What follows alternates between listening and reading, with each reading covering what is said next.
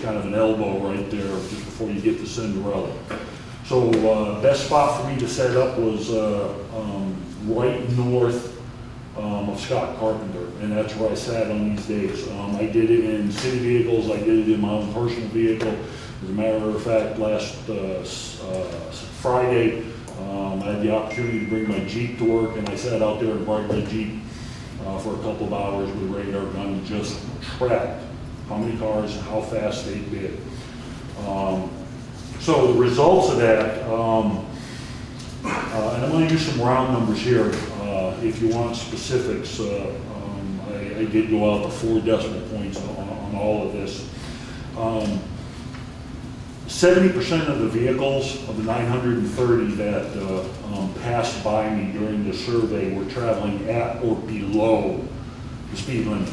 Now on the graph that I gave you, it's multicolored for a reason. If you look at the center, the green line, that is the 25-mile-an-hour speed limit, which is set up on that particular stretch of the roadway.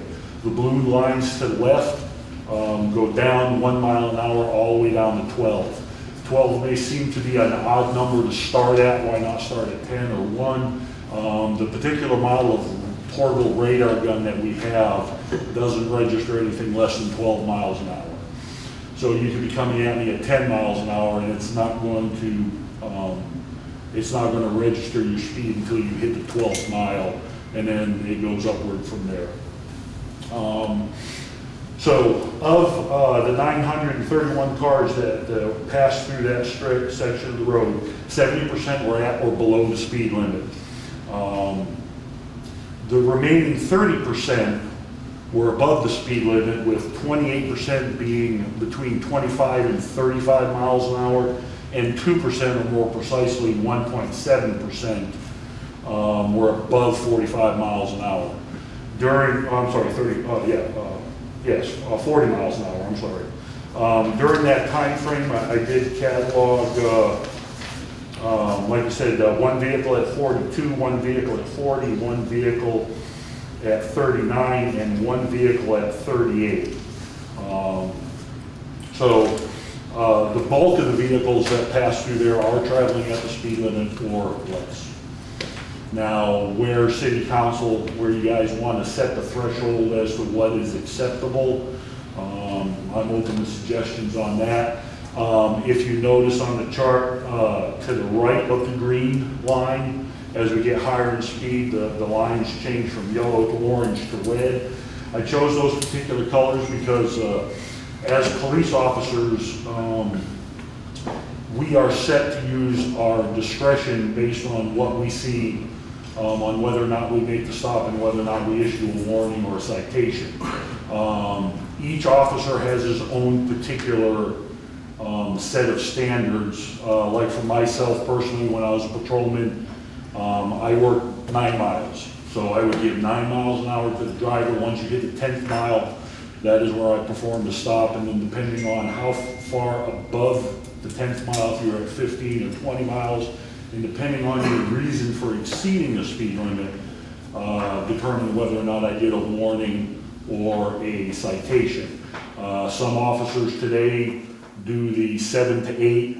They'll stop you at 7, or they'll let you get up to 7 or 8 miles over the speed limit. They'll stop you on the 9th or 10th mile.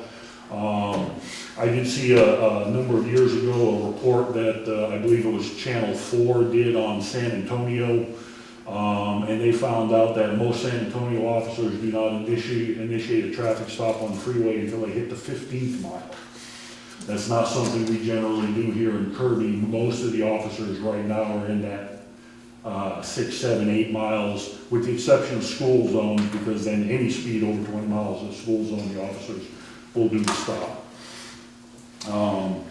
So that's what I did. The yellow represents those speeds, which I would imagine that officers would make a traffic stop and then issue a verbal warning depending on severity and reasoning.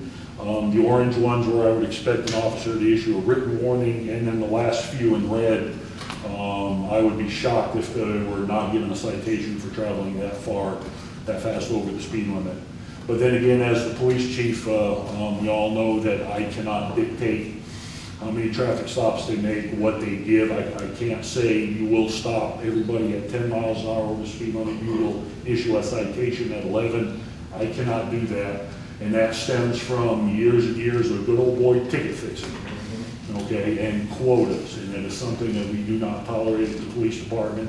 And I get into those arguments quite frequently. I had an argument with a gentleman in the lobby first part of last week because he thought the officer should have given him a warning, rather his wife a warning, or rather than a ticket for speeding in school zone. Okay, you need to have the ticket dismissed. No, sir, I cannot. That is something we're strictly forbidden from. It's even to the point where in the administration code it says members of council. Council to city managers to myself to the officers, we cannot even casually mention an amount of tickets, establish a quota, even casually, nor do we have to quantify it by saying you have to write 5 a day. All we have to do is put pressure on an officer and saying whatever it is that you're doing is not enough, okay? So that is strictly under the Texas Code of Criminal Procedure. It is strictly the officer's discretion as to when he makes the stop upon observing the offense, when he makes the stop, and whether or not he does a warning or a citation. The second item I was asked to discuss was the placement of stop signs along Ben Zingelman Road at the T-type or three-way intersections. TxDOT puts out every year what they call the Texas Manual on Uniform Traffic Control Devices. The most recent one that I have is like 940 something pages. It's a big old book. And they not only tell you when and where you can use stop signs and yield signs, and they put out the dimensions. A stop sign has to be this big, it has to be this particular shade of red. The stripes on the ground have to be a certain width. So they do all of that. And in section 2B's paragraph 5, it specifically says, stop signs and yield signs should not be used as speed control devices. So they strongly discourage that. Now, I don't know of them taking any action against any entity that is used in that way, but I would not recommend the use of stop signs. And to kind of further that, 2 years ago, at the request of some citizens, we actually removed 2 stop signs from three-way stop signs. One off of Cinderella and the other off of Vine, I believe. So, yeah. So we removed 2 stop signs from that exact same situation. So now, as far as the construction of it, I'm going to turn the podium over to Public Works. He's done all the research on construction, rubber versus asphalt, and so forth and so on. No, just be if you all have any questions. I did email out the information that came from Converse, as well as a breakdown of how they go about doing it, just for information purposes. You had in your packet the cost breakdown that Public Works did research on a few months back. So if y'all have any questions for me, other than that, I think it's really more of a discussion for council. No, that, what you said out was perfect, actually. So, you know, deciding whether or not what we're gonna do, that's it, to me. Yeah, follow that procedure. I like the procedure. Yeah. But what I'd like to suggest is, if we do go with it, I'm with Mr. Shaw on asphalt. I don't understand why we can't use the reclaim off African Road.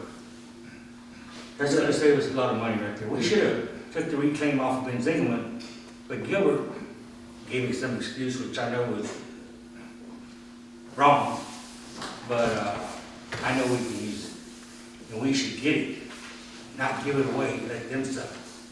And we can use it for our parks, around the trail, you know, and put it there, seal, whatever.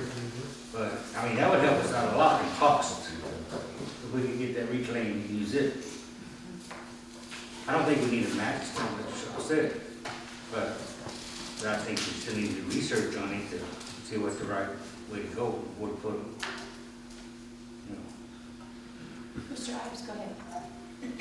To the best of my knowledge, I'm not able to utilize the millings from any other road to build a speed bump with. I don't know how to do that, and to the best of my knowledge, you cannot do that. Well, there may be something in Bear County or San Antonio, but all the surrounding areas. Yes, sir. They use the millings, sir? Lilies. You Okay, know, highways, Highway 80 going from, say, Luling to Corn City. yes, sir. They give that reclaim to whoever will let them put it on their land. Yes, sir. They sell it. They use it for drives, roads, everything. Yes, sir. I understand it, sir. I don't disagree with that. It's my understanding that most contractors are being paid X amount of dollars for every ton that they return to the plant. So I can't speak for Gilbert because he's not here. It's Well, he my, tried to say the river authority wouldn't let you put him down because of the contamination. Well, it was on the road already. yes, And sir. I've asked big contractors about it, and sure you can put it back down. Okay, You know, I've asked engineering companies, it's sure you can put it back down. yes, sir. You know, But as far as building a speed bump utilizing the millings, to my knowledge, sir, I can't do it because I don't possess the skill set to be well, able I to can do that. understand that. But like Mr. Shaw said, it ain't gonna take much asphalt, much chip seal, whatever. It's gonna be cheaper than paying. My understanding is that those speed bumps, those rubber rods are like $30,000 a pop. I don't know if that's true or not, that's just what I heard. Okay. Each speed bump, whether it's a plastic, whether it's a rubber, they all come with different cost sets. It depends on how wide it is, how high it is, how long it is. It depends on the manufacturer. So just a little bit of research that I did several months ago when council initially began discussion regarding this issue. I found several different price points. And the Could you tell us same, what they were? I'm sorry, sir? Could you let us know what they were, what the price was? I That's the one believe that's that, in the packet. He provided these from, that showed the different costs based on size and length. And there's some in here for vulcanized rubber, 3 feet ones, 8 feet ones, 9 by 9.